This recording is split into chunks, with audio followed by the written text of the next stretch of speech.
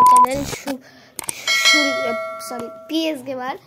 তো আজকে আমি আমার কিছু ড্রয়িং দেখাবো। চলো সর্বপ্রথমে আমি মোটা বইটা খুলছি। মোটা বইটা না, পাতলা বইটা আমার ছোটোবেলাকার আমি ড্রয়িং করেছিলাম।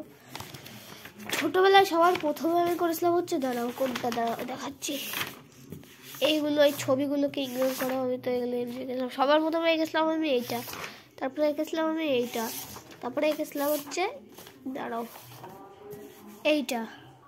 গাইস এটা কার কার ভালো লেগেছে বলো। আর তারপরে এঁকেছিলাম হচ্ছে আমি, দাঁড়াও, এইটা। যার যার এইটা ভালো লেগেছে সে নিচে কমেন্ট করে বাতাও, কমেন্ট করে বলো জয় হিন্দ। এবার আমার এই খাতায়, এটা তো সবচেয়ে বেস্ট। আমি এইখানে কিছু দেখিয়েও দিয়েছি শর্টসে। সর্বপ্রথমে নারীতো, এটাকে ইগনোর করো। তারপর হচ্ছে পিকাচু, যেন কোনটা, দাঁড়াও এগুলো না, এই যে পিকাচু।